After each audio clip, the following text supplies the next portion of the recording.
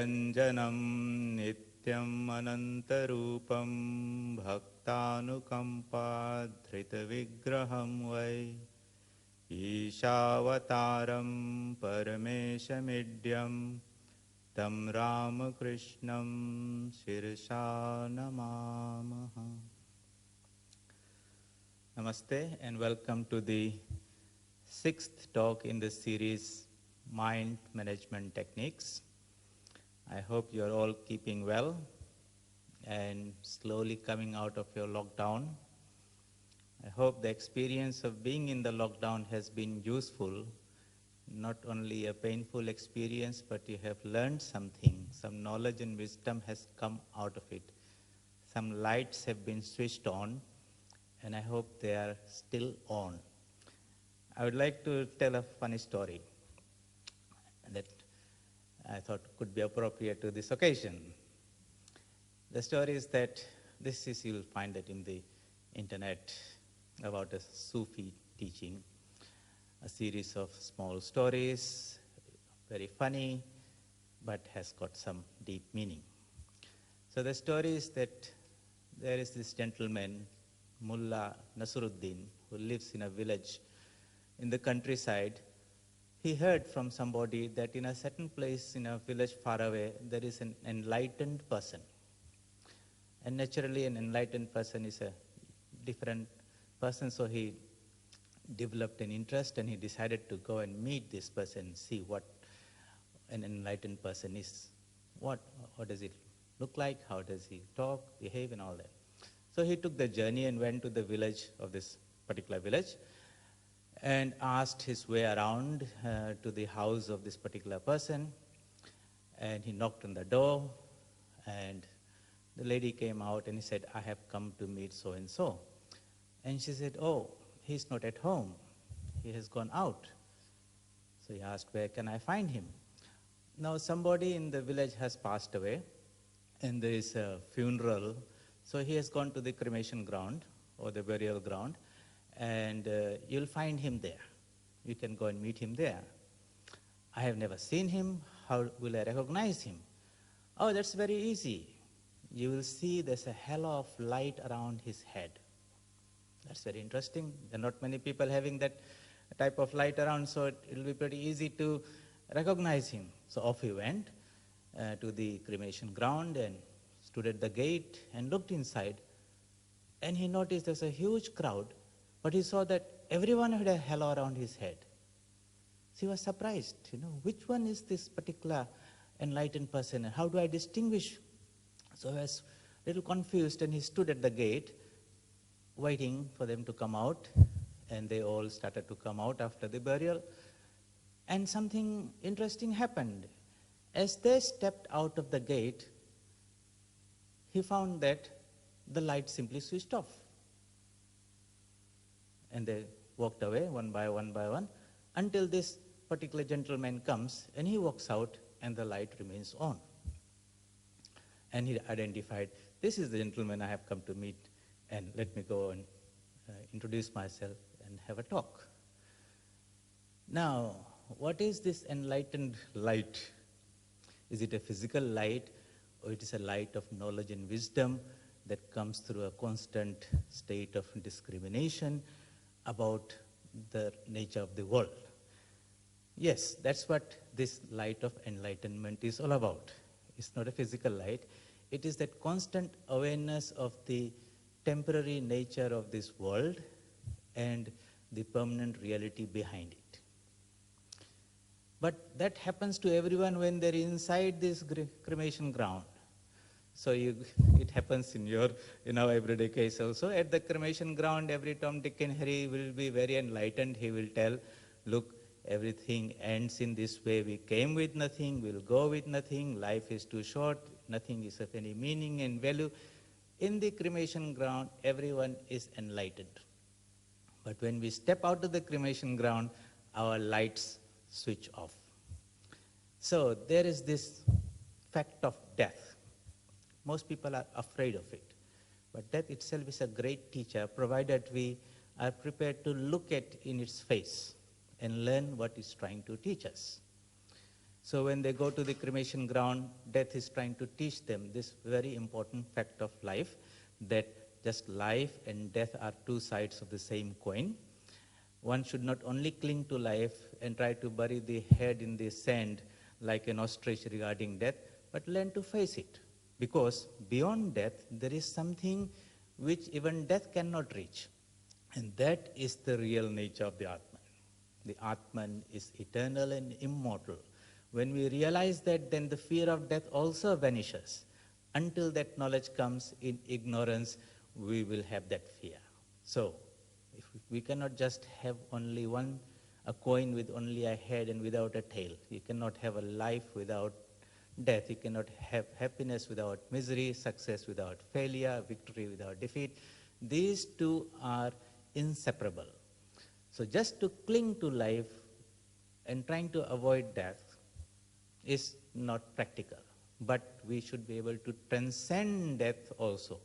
And that comes through the realization of our true nature, that yes, the body will die one day, sooner or later, but there is something immortal, imperishable in us, which is our Atman nature. And if we can, in this life, here and now, realize and experience that, not only hear about it from the scriptures, but experience that, then we will also have conquered death here and now. And that is the purpose of life. And only such people will become free. So death is a great teacher. And in the cremation ground, when that fear of death is there, everyone's light comes on. But then it switches off when you step out.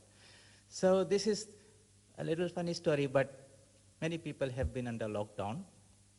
And while they have been in lockdown, many people's light came on, and they have thought in various ways about what they have been doing, why they have been doing, and found that so much energy and time has been given to things which really were not worth. And they learn to live with themselves, with their family, pick up some hobbies, or apply their mind and reflect on life. Some degree of enlightenment came in that lockdown. Now that people are being released from the lockdown, you're going out of the cremation ground, make sure that the light doesn't go off. Let this virus teach us something. We are not afraid of the virus, but we are afraid of the death that the virus can cause. We are afraid of the things that we have collected so hard and gathered around us, my things, which the virus can take away. It is that fear, and fear is sometimes a good teacher. In the Upanishad, it says, out of fear of the Supreme Brahman, the sun shines. Out of fear of the Supreme Brahman, the wind blows. Out of fear, many things happen and man remains in check. Otherwise, we do so many things we should not be doing. Anyway, I thought that was a nice story. So keep the light on. Keep that sense of discrimination alert about what is the purpose of life in here. We, in this last 5 talks, have been exploring the mental space. In this, through various metaphors and examples and all that, I have been trying to introduce you to the different building blocks. So this is the brick, this is the timber, this is the roofing iron, these are the fasteners and all that. At some point, we'll try to assemble them together and build a structure which gives you some shape, and that will be our understanding of our inner mind. So we'll be going around this again and again in a very fluid way. And if you have been following this talks, series of talks from first lesson, you'll be having some idea when we discuss this, some introduction to the ideas. We'll explore them again and again in greater depth, and we hope that some degree of clarity will come, and we become more observant of our inner mind, what's happening inside. Because the natural tendency is that the mind is always going out through the 5 senses. We have lost that power of inner observation, inner reflection, and that's why we can't go even beyond the mind to the reality that we are. So this mind is the obstacle. If it's purified, controlled, restrained, it can become a very good friend. And it can take us towards that highest goal of life, which is liberation. And when it is unrestrained, uncontrolled, it can be one's worst enemy, and it can make us miserable in this life and bring us to untold suffering. So we have to be careful how we nurture this mind, and no one else can do it for us. Others can give you food or clothing or shelter or medicine, but this control of the mind, we ourselves have to do that. So wherever we are, a little step, a little bit, swalpamasya dharmasya, even a little bit of practice will free us. Knowledge is power. And a knowledge of the inner workings of the mind gives us that power to control it. So, we just very briefly recapping, we initially talked about this metaphor of this human being to this chariot and the horses yoked, chariot yoked to the horses, running after the things outside the world. The mind is the ropes, the buddhi is the charioteer, and the jivatman is the rider. That was one analogy. We gave another analogy that the pot is the body, the mind and intellect are the water. There's a reflection of the sun that we see in that water, and there's a real sun up in the sky. That's another good example. We talked about the mind space in terms of a frequency bandwidth, so to say. We said there is this physical space called the Mahakasha, in which we have the physical things, right from a bacteria and a virus and a worm and an insect to animals, men, gods and goddesses, everything is there. The planets, the solar system, the universe and everything there. We are part of that physical space where all these things are there. Behind this, behind in the sense it's subtler than this, interpenetrating this as the fundamental cause is something called the Chit Akasha, or the mental space. And just like we have physical things here, we have mental things in there. These are our ideas, thoughts, and it is called, so everything that is in the physical world has got a subtle counterpart. Swami Vivekananda says this is a Shabda state of things. Okay, how do we relate the two? The subtle is the cause of the gross. Just like water will solidify into ice and ice will melt into water, likewise this idea world, the ideas, are the causes which concretize and crystallize as physical things. And when this decomposes, because certain forces are necessary to hold this together, and when these forces loosened out, it could be a disease, it could be old age, whatever, then these forms will dissolve back to their causes. Those causes are more permanent, or well, more enduring compared to these names and forms in this place. So when forms disappear, they go into the formless. So behind everything, there is this world of ideas and thoughts. And we are playing around that all the time. For example, an architect, he has got so many ideas in his head. He puts them all together into a structure and he constructs a building in his head. Now he has got the knowledge and skill where he can translate that into a set of drawings, architectural drawings, engineering drawings and all that.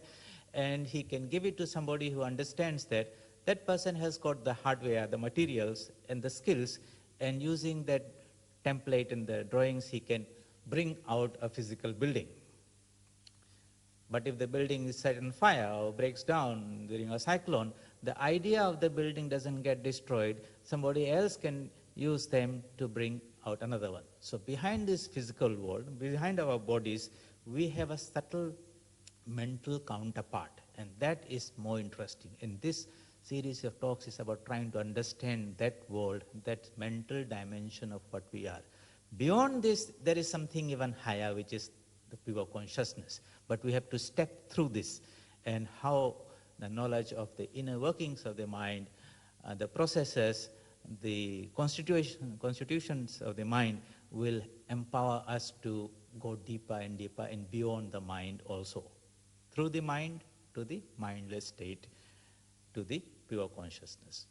So, in the process of meditation, we go through this withdrawal process, retreating. We had gone out too much into the world.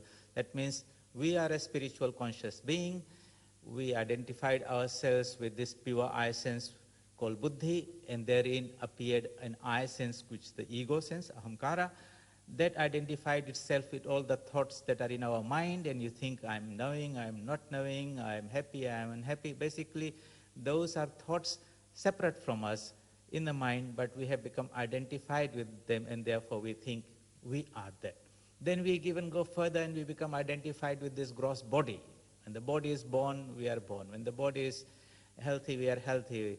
Body becomes 50 years old, we celebrate its birthday and say, I'm 50 years old. No, we celebrate, if you want, the age of the body. Anyway, the body dies, we say, we die. This is all ignorance. Lack of discrimination between what we really are and what has been superimposed on top of us. The ego has been superimposed, the buddhi has been superimposed, another layer of the mind, and then the body, and then this body has got all these sense organs of knowledge, and the mind is somehow paranchikhani, that means always directed outwards, and it is busy with seeing things, eating things, hearing things, and he thinks that the purpose of life is to enjoy and try to live as long as possible in here. Why we are here, where did we come from, where we are going, all those small questions, 3-word questions, who am I? Those things really very rarely come into our mind, and we are just busy with things and life goes on. So we want to withdraw ourselves, retreat. We have gone out to find the physical world, step back into ourselves. So that is the whole idea of the process of yoga or meditation. Today, we'll explore that first idea slightly. So, in our process of interacting with the world, we have the external things, which are the knowns. We have the instrument through which that things are known, which are called the senses of knowledge, jnana indriyas, 5 senses of organs. We see. What do we see? We see the shape and some colors.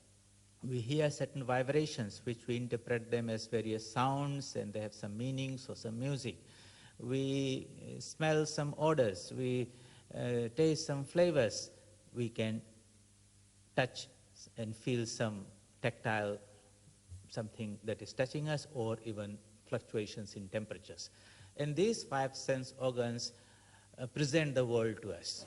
If we had one more sense, then the world would appear different.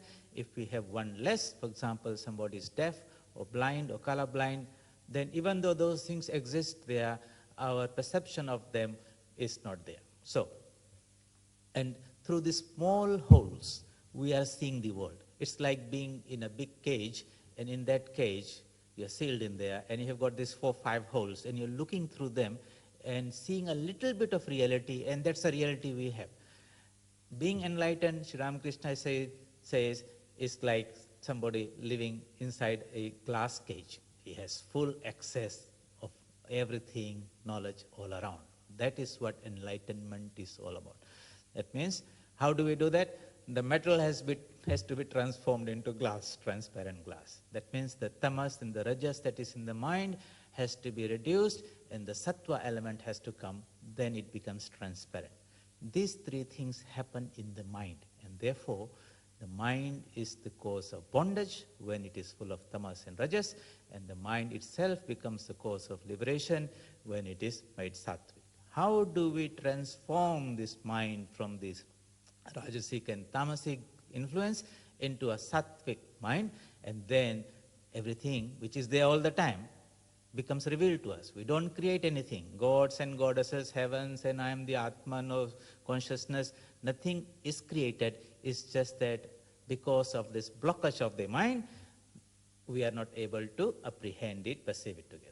And we live in this little prison house of the mind, and we are happy inside, we are miserable inside, and we want to remain inside it also. That's the worst part of it. Very few people understand that they are in bondage and that they should seek for freedom.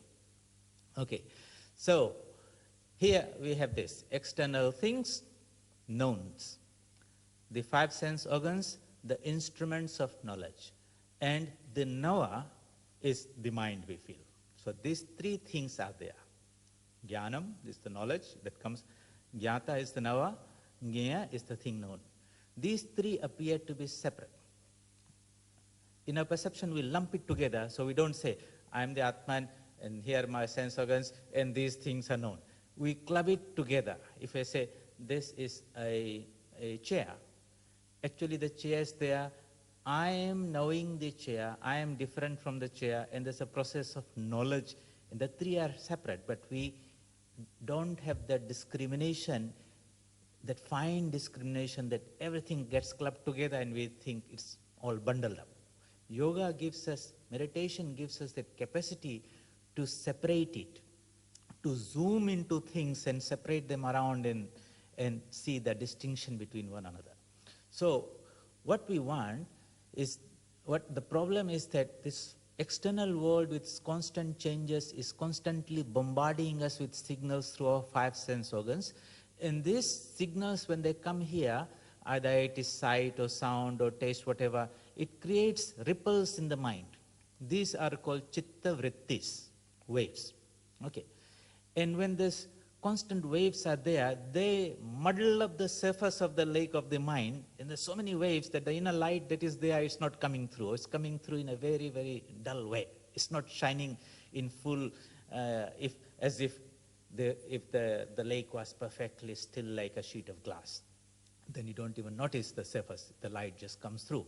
So in a yogi, he systematically practices the discipline of reducing the waves, okay, until the goal is that he will totally make the mind waveless, chitta vritti nirodha, and in that mind at that time, he understands his distinction from the waves, that he is the pure consciousness, the Purusha, and he abides in himself.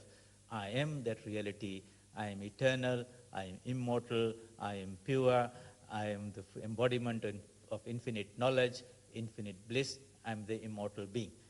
That knowledge of our true nature, when I'm trying to see that in the mind with all these waves, I'm not getting a very good clear reflection of myself. So it's like looking at yourself in a mirror, which has got a lot of dust in there. You see some hazy picture in this and that, you know. And nowadays you got all these mirrors also that can make you appear different. Okay, they can make you appear fat or tall or this and that. And if you did not know yourself, you always had a look, you'll think that really I am like that.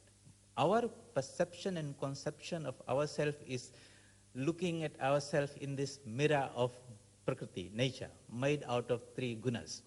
And where there is greater transparency, sattva guna, we see a clear picture of ourselves.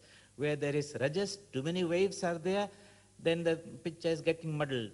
And where there is too much tamas, darkness, we see some gray ghost type of thing in there. So you see, where what we see of ourselves is not ourselves, but our reflection of ourselves.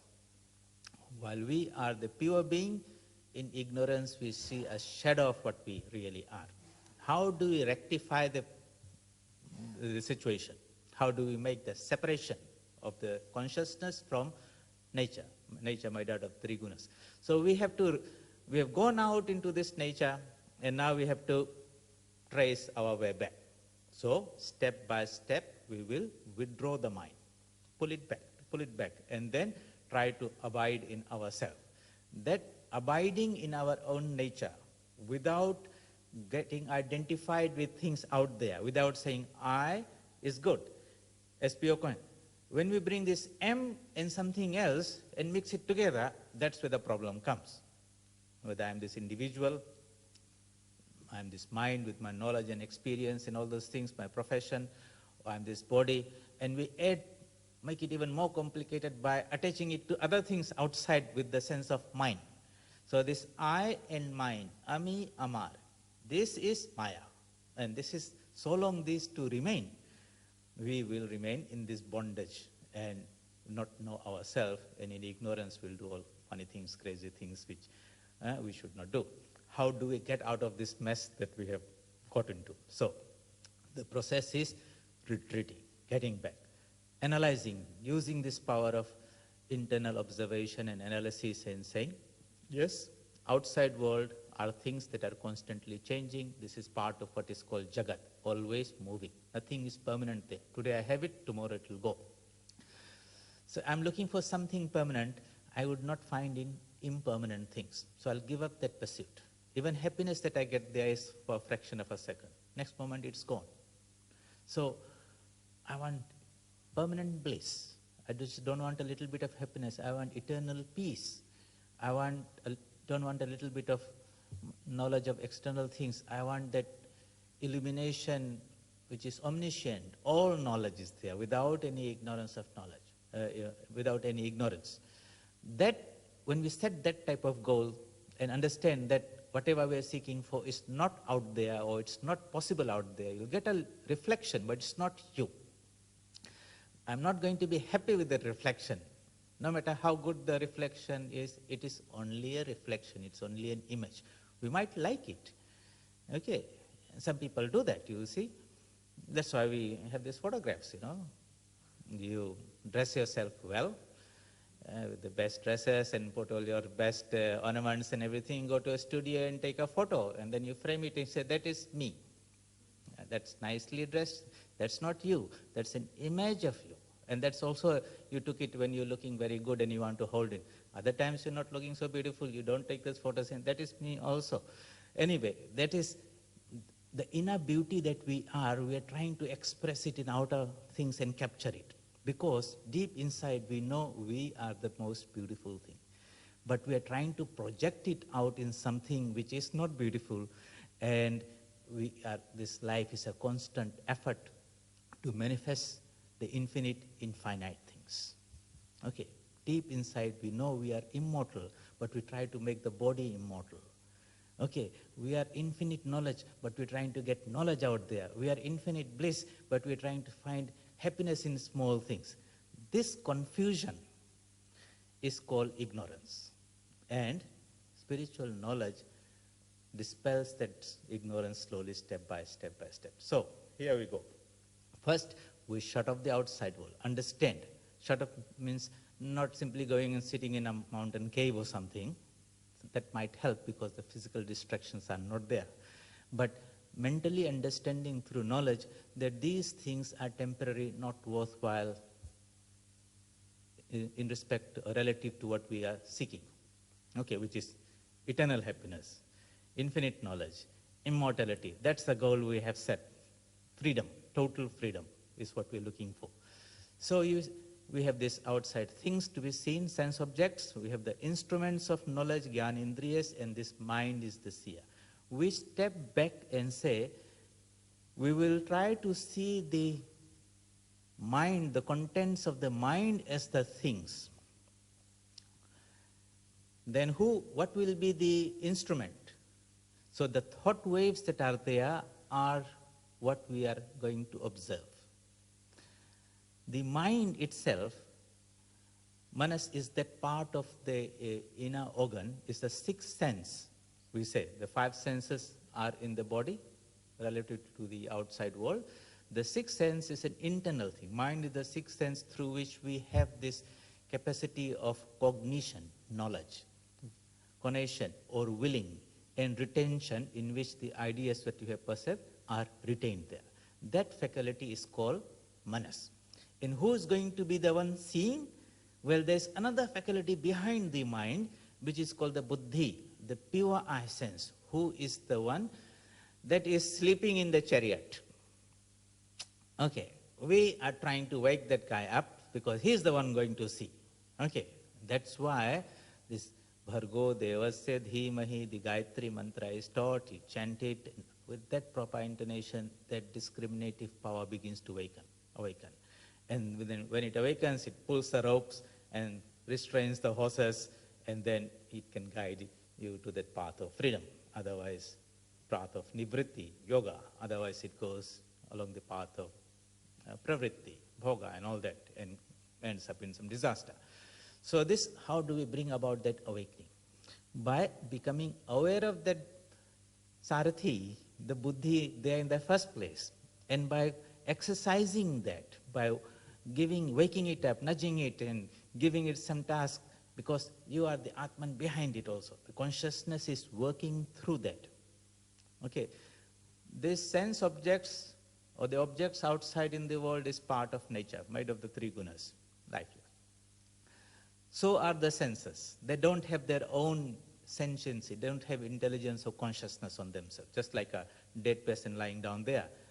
Okay, when the consciousness draws out of it, or when we go to deep sleep, everything is there. The chair is there, and the person with his eyes there, and the ears are also there. Music is going, but he is not able to hear because the consciousness is not there. So consciousness works through these instruments, but it is separate from it. We want to keep that guy separate and understand and that or separate it in it itself. So the physical body with its senses are there. Outside external objects are there. Then we have got this inner instrument in which this mind with thought waves are there, okay, because of the sensations are coming through. It might be coming from outside, it could be coming from within. Those old sensations that were experienced can go into what you call a latent state in the subconscious mind as impressions. They're called samskaras. And sometimes you don't have, close your eyes and ears and everything, but the thoughts are coming, not from outside, but from within, your memories of those things. So they can also come there, but you are separate from that also. The important thing here is, at this stage, is to understand that we are not the mind, we are separate from the mind. Mind is something, changes happening. And I will not identify, the vrittis are the changes happening in the chitta, the mind stuff. I'm not going to identify myself with these changes. If there's a happy wave, you say, there's a wave of happiness in me. Don't say, I am happy, because I am separate from it, that type of thing. So when a sad wave comes, it's also going to come and disappear. You just be patient, watch it, and that also passes away. Nothing is permanent there, constantly changing, but I am separate from it. That idea, that discernment is very, very important. And that's when the focus or the locus of what I am shifts from the I am the mind to I am the observer of the mind, distinct from it, separate from it. This is what meditation empowers us to do. So in meditation, what do? We shut down the outside world, we draw our mind from outside, we give it some internal object of meditation, some form, some chosen ideal aspect of God or some concept or light, and we give it one sound or some mantra or some idea, and we say, hold on to that, because we certainly cannot make the whole mind without any wave. What we do, Sri Ramakrishna says, if you have got a thorn in your feet, to take that out, you'll get another thorn, and with the second thorn, you'll remove the first one, and then you'll throw both of them away. So here in the mind are certain waves of ignorance, so to say. We'll bring another wave of knowledge. And with the help of that, the second one will remove the first, but both are waves. We want to go beyond the waves. But the second one is useful to counteract the first one. Okay, so that's where a particular one form is taken up, and one name is taken up, and through constant effort, abhyasa, okay, we try to hold on to that, keep the mind focused on that one thought and one form. That is the discipline. As it happens, the energy that was getting frittered away, dissipated in thousands of waves, that is now gathered, and it assumes a greater power, and you can feel that power of concentration. That power of concentration has a tremendous capacity of illumination. Whatever is focused, it reveals itself. The thing was there all the time, just like if I look at this piece of cloth on my table with my eyes, I can just see some white sheet. But if I take a hand lens and look through that, I might see some threads. So very fine things are there. Now if I take a microscope and I look at through a power 10 times magnification, it looks bigger.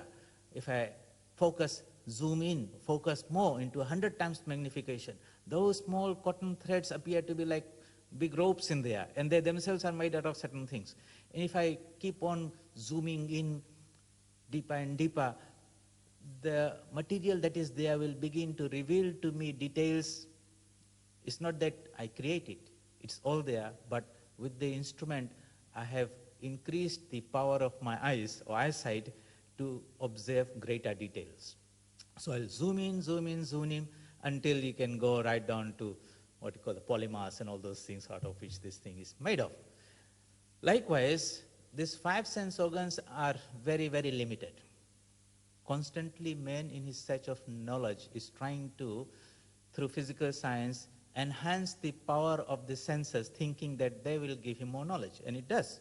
Okay, I can't hear very far away, maybe something 20 meters, but I want to talk to somebody in Sydney or something like that, so they create a telephone. Somebody talks there and I can hear, and I talk from here, he can hear. I can't see something very far away, then they create a TV. Now it's available on your phone also.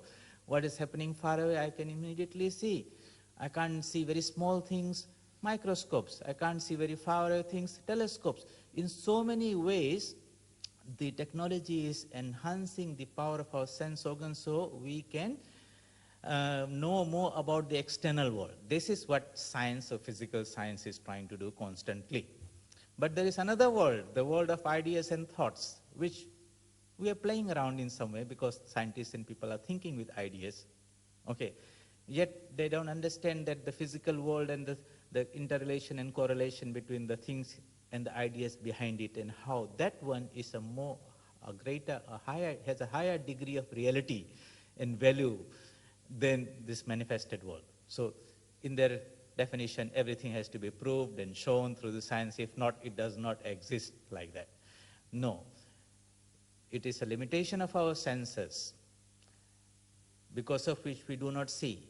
For example, there are so many stars in the sky, but in the daytime, we don't see them. It doesn't mean they are not there.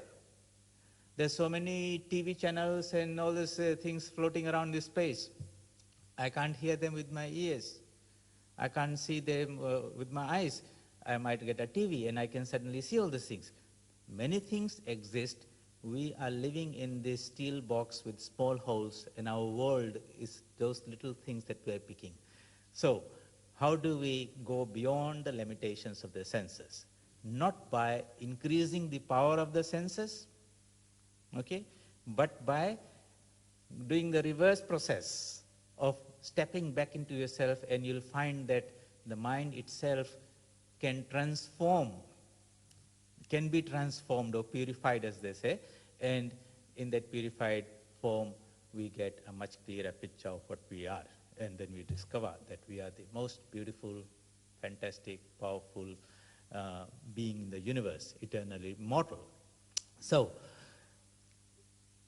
what we want to discuss in today's talk, what I would like you to take from this talk is this importance of withdrawing and stepping back, constantly being alert, restraining the senses, horses going outside with the spirit understanding of discrimination, that whatever we are seeking for is not out there. This is a very limited perception of the world, and no matter how much we try, we are not going to achieve our goal in the outside external world.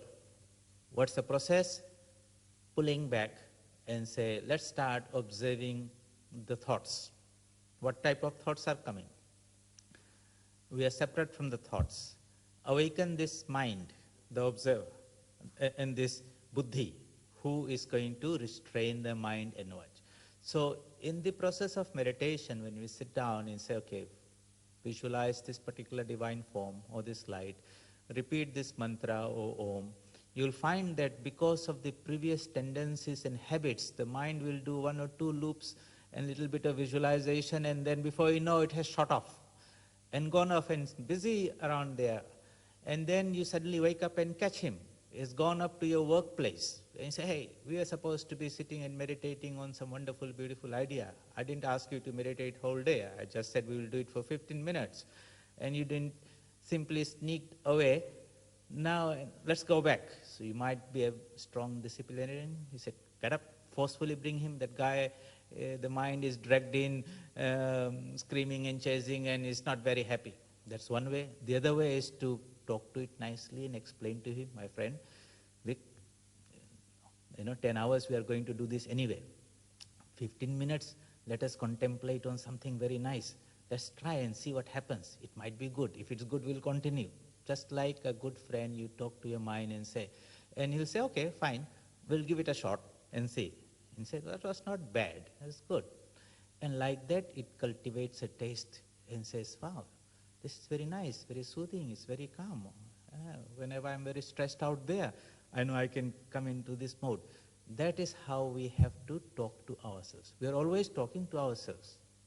Talking to people outside, the thought process that is going in, you're watching, that is our internal conversation is going there. Have some good spiritual conversation where your higher mind is your teacher, trying to talk to your lower mind, which is active. The reflective mind, when the buddhi wakes up, it will begin to talk to the mind which is active. Do this, don't do this. That's what conversation is happening all the time. That's what we call decision making and all these things. Somebody is guiding. You might say, I've got an intuition, I've got a sixth sense, I have a feeling.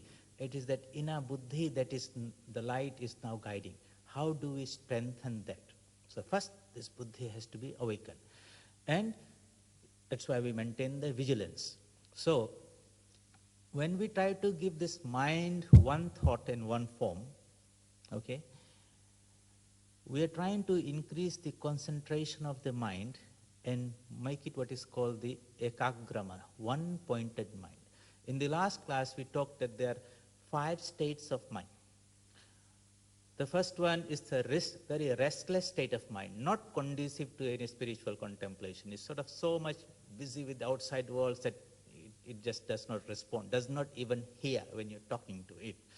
Okay, that's called the Shiptamana. Then the second one is the stupefied, engrossed, infatuated type of mind. It's called the Mudha. So the Mudha, that means is so infatuated with something that you're talking to him, he is not able to come out. He might want to come out of it, but he somehow get caught it. You know, he's depressed, or the mind is caught in that loop of worrying, or just so interested in something or some person. That mind is also not very conducive for spiritual practice. The third one, Vikshiptamana, is a distracted mind. That means it has got some degree of control where for a while it can be concentrated, but it cannot hold on to that concentration, it takes off. So there are intervals of concentration and intervals of distraction. We can do something with that mind. Most of the spiritual people, or people who start on the spiritual journey, start there. And they discover that, yes, when we are trying to do some spiritual meditation or something, there is a period of concentration, but then there are these big periods of distraction. And they discover that suddenly, and then they say, oh my God, I didn't know my mind was so restless, you know. And I think it is becoming even more restless because of meditation. No. It was always very restless. Now we are becoming aware of its restlessness. Don't worry, it was there. But everything that we'll do will try to remove or lessen that degree of distraction and increase the degree of concentration. This repeated habit, practice of meditation with that goal of holding the mind on one object is what is called sadhana, spiritual discipline. And as we practice that regularly, not only for 10-15 minutes in the morning and evening, you'll find that, yes, you'll get a little bit. The more you practice, the better it will be. So as those who are very serious will begin to spend more and more time, and after some time, they will begin to experience the change. You just don't go to a gymnasium for 5 minutes and expect all these nice muscles to come out of it. No, you'll have to sweat it out and go regularly for a long period of time, and then you begin to feel that inner strength. Likewise, in this gymnasium of the mind, we are going to do this exercise of meditation. And the more we do systematically, in a sustained way with perseverance, then these mental muscles, so to say, begin to come up, and you can see, okay, there's clarity, there's understanding, there's concentration, there's illumination, there's all these wonderful powers of the mind. Previously, I used to read a page and then it will maybe read 3 times to understand it, what it was saying, what was the idea there. Now I just read once and immediately the idea comes out. See, that is the power of illumination of a concentrated mind.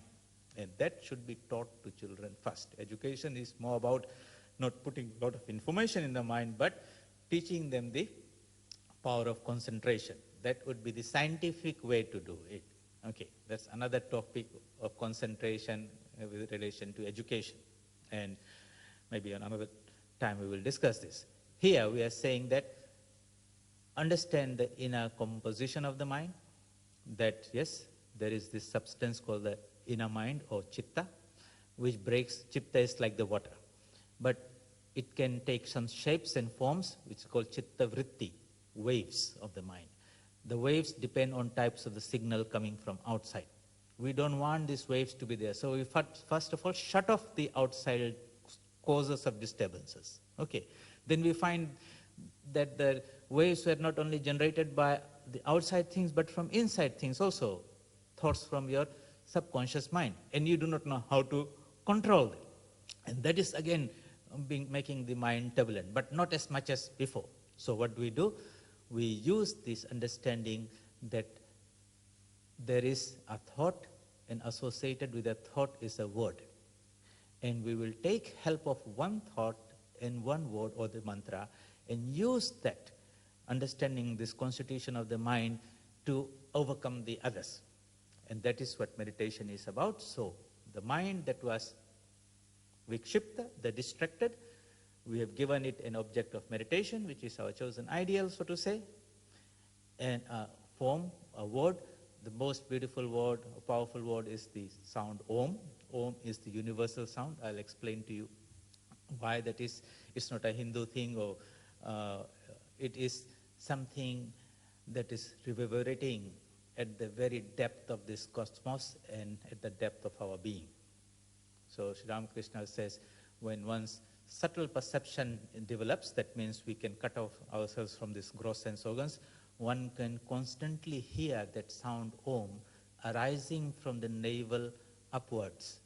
It is anahata dhvani, sound that is created without any cause creating it.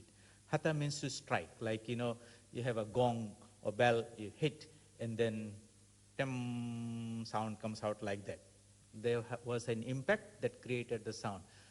Anahata means without anything striking, itself it is coming up. And it is there arising in every being, every living being. That is the at a very subtle plane. We have lost that sensitivity to hear that because we are hearing these physical sounds and we are focused on that. When we can shut this down and the mind becomes finer, a yogi hears that sound constantly happening there.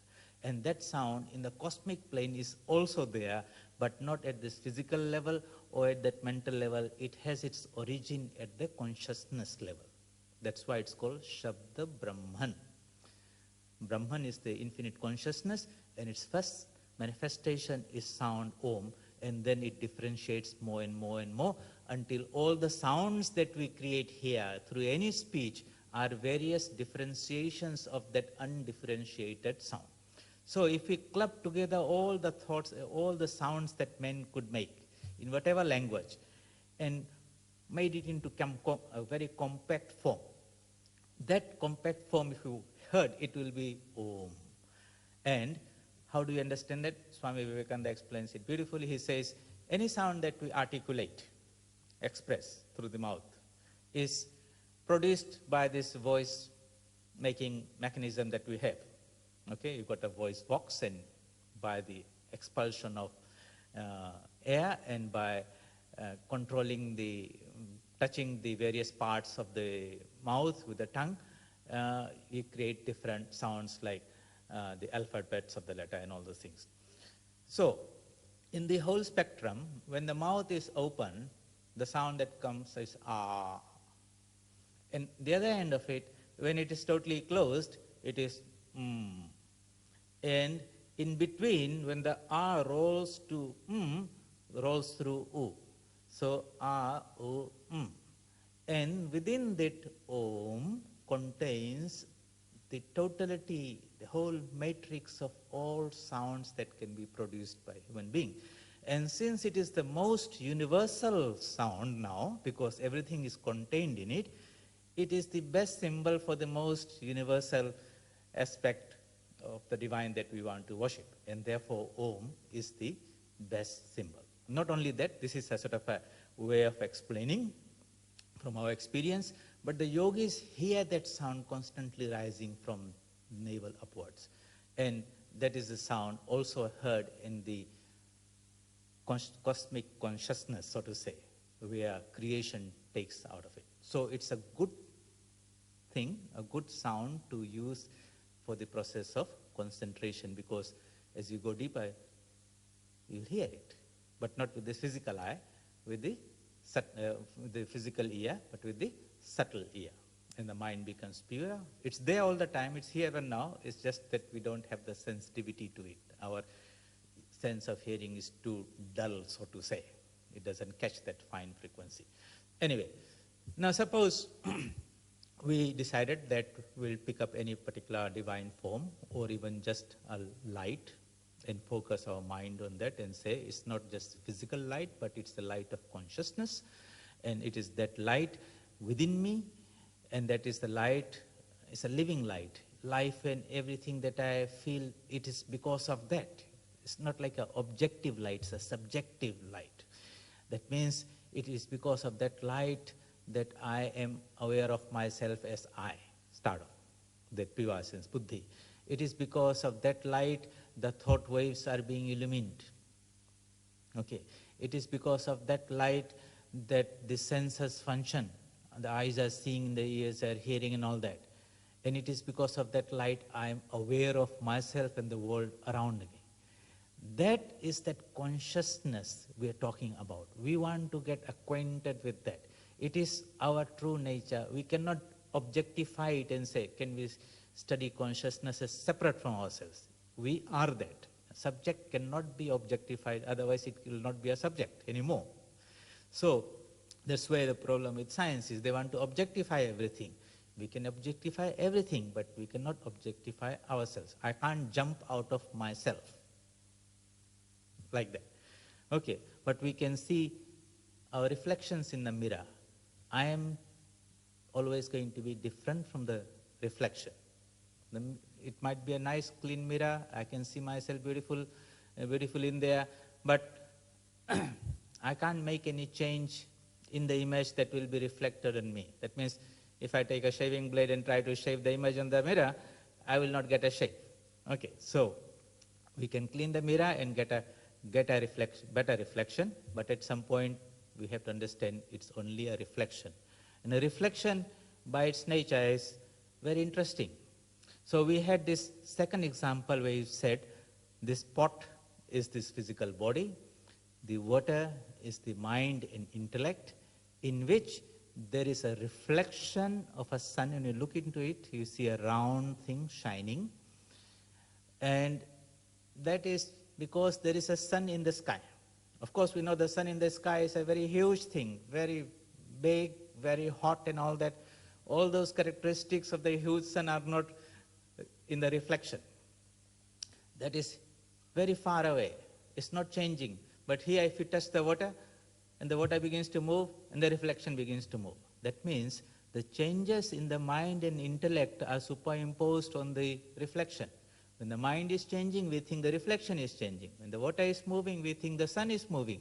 To a little child who doesn't have that understanding in reflection, he thinks this reflection might be alive. You know, it's moving, it's thinking, it's living. But it's the movement of the water that is making it appear to move. So what is a reflection? Well, a reflection is light going, hitting something and bouncing back to us. That is called a reflection. And when this process of bouncing takes place at the junction, it brings about a change. It's called, when you look at yourself in the mirror, the you here and your right ear and the right ear of the image are not same. It's called lateral inversion. It changes one from the other. So this junction, avidya, I sense that is in us, is a junction between the light coming from the sun and falling on the water and bouncing back, and we see that reflection. In that reflection, just like the right becomes left, something similar happens to us also. All right? So that which are the qualities of the water, so to say, are being superimposed on the qualities of the soul. Very interesting. There's a literal inversion, it's a reversal. And that is the definition of avidya or ignorance given in the Patanjali Yoga Sutras. Okay. So what does it say? That which is constantly changing, we take that to be unchanging. That which is full of misery, suffering, we take that to be happy. That which is impure, look at the body. What is it? It's a framework of a skeleton, tied together with ligaments, stitched together with muscles and tendons, and then packed in this skin, a bag of a body, in which you have your plumbing system of your, blood vessels and all those things. You have got the pump of the heart, you have the filter of the kidney, and all those type of things are there. Blood. We clothe that and we say, this is so pure, so beautiful, and we are so attracted to it. When you think about it, it's not something, but somehow we have superimposed our sense of beauty and our attachment and purity to this bag of a body, which is nothing like what it is. So these are the qualities of the Atman, the purity, the bliss, the immortal nature of the Atman. And when it is reflected on this body-mind consciousness, somehow it gets mixed up and confused, so to say. This is what is called ignorance. I am not this body, I am not this mind, I am something separate from it. That is true knowledge. How do we, through a process of proper discrimination, this is called vichara, viveka, reinforcing that idea through meditation, separate ourselves from this identification with this body, with this mind, and even with this reflection that we are, because we are really the infinite sun in the sky. We never came down, we were never born, we will never die. There can be one pot having one reflection, there can be a billion pots having billion reflections. Even if all the pots get destroyed, it does not make any difference to the sun in the sky. Likewise, billions of beings come into this universe, they live for a while, they disappear. It does not make any difference to the universal consciousness. This world is something like that. It is only when we become totally identified with this body-mind complex and have our sense of our identity with this, and then attach ourselves to things outside it. Having one body is bad enough. Having another one as a company is worse, and then multiplying, and then linking yourselves to so many things. That is how I and mind comes. And we think this is where we are happy, we are comfortable, we should remain here, and this is what is called Maya or ignorance. Now, you'll get lots of kicks and blows.